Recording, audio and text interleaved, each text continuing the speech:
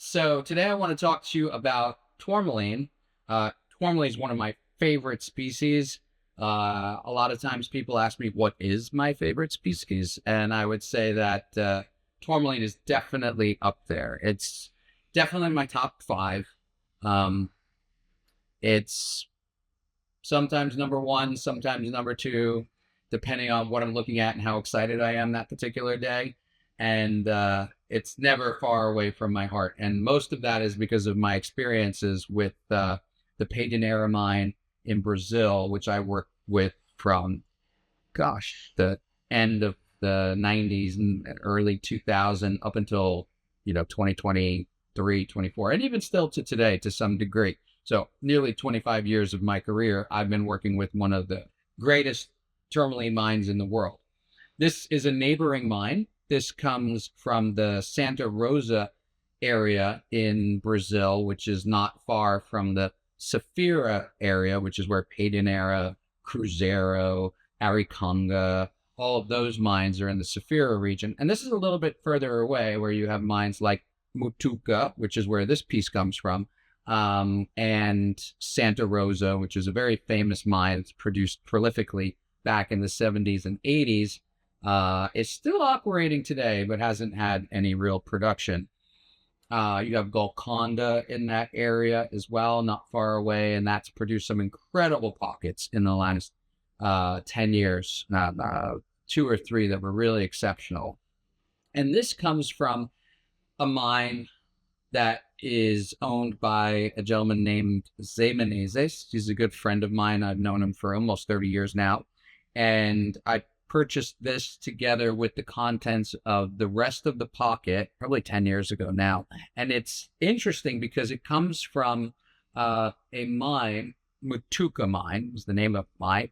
And it comes from a mine that predominantly produces gem and some of the most amazing gem rough in the world. The cut stones and the color of this material is outstanding. It's Indicolite, which is the blue variety of tourmaline. The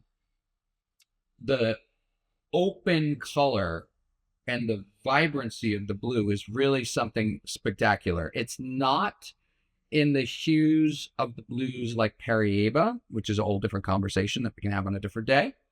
But it is, as far as blue tourmaline goes and Indicolite tourmaline, it's exceptional. And the crystals often form nearly optical, so almost totally flawless in various pockets, but they rarely form on matrix and almost always as single crystals. And I'm going to tell you why.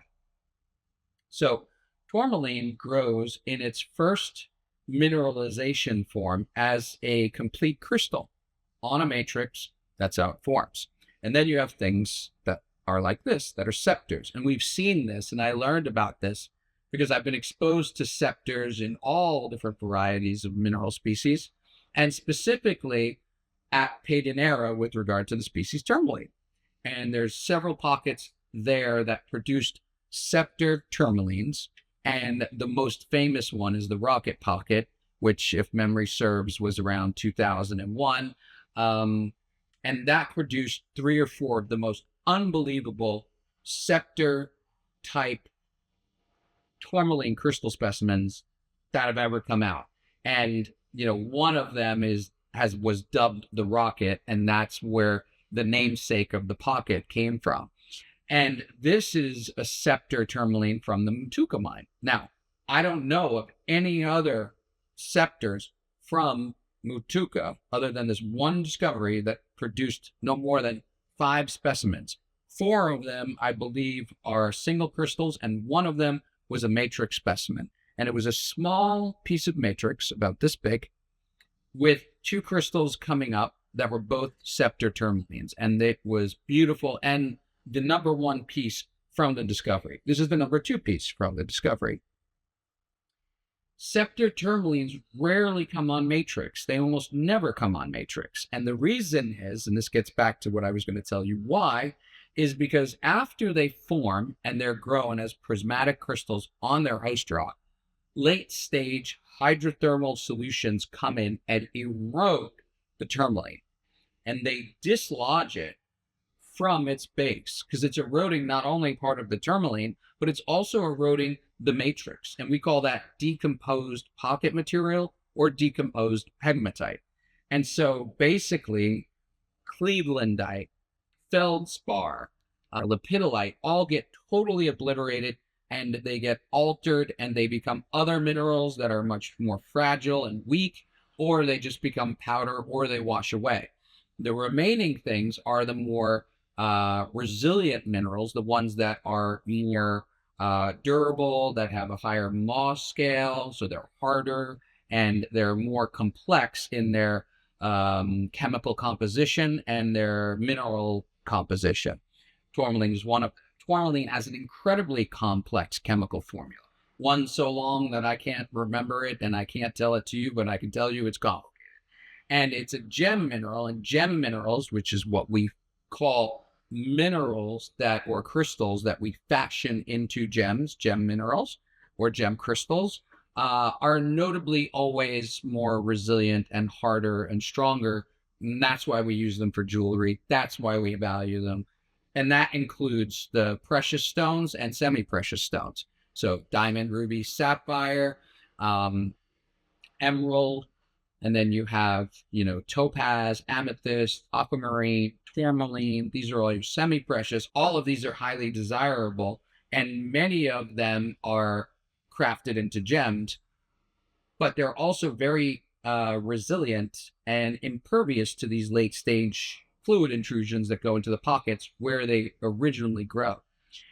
And so as this matrix is eroded away, as it's totally decomposed, there's different levels of crystal formation that are going on here. So originally, this outer casing of tourmaline, the final expression of the crystal, where it terminated, where it ended, used to grow all the way down to the bottom of this base and matched and met the matrix. When the matrix was eroded away, those crystals became loose. And so now they're not held on to anything. And the process of dissolution continued, only now it started to affect the tourmaline. But it doesn't affect it everywhere, because at this point, the ends of the bonds of the tourmaline in the atomic structure are more impervious to the acids and fluids that are present in this pocket environment than the points of growth between the inner core and the outer core. And so there's a distinct transition in many bicolor tourmalines, which is what this is, it's two colors, where the color shifts and becomes one solid color at the top. And I've seen this systematically from productions all over the world where you have a two-color, three-color tourmalines. And oftentimes at that transition, the rest of the crystal becomes more gem, more transparent. And often that's the area where they cut clear gemstones from, and the bottom areas where they'll make cabochons from. So at this point, because of this distinction, this area is more resilient than this area. And there's actually a layer between the inner core and the outer expression.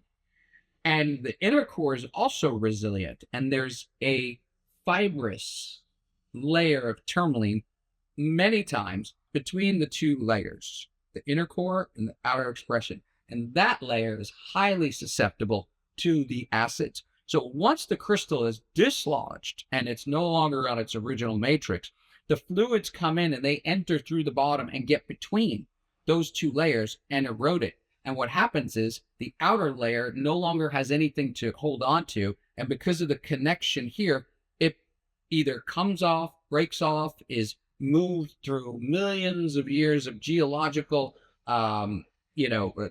tectonic movement and disruption in the pocket environment long before we ever find it, and they become scepters.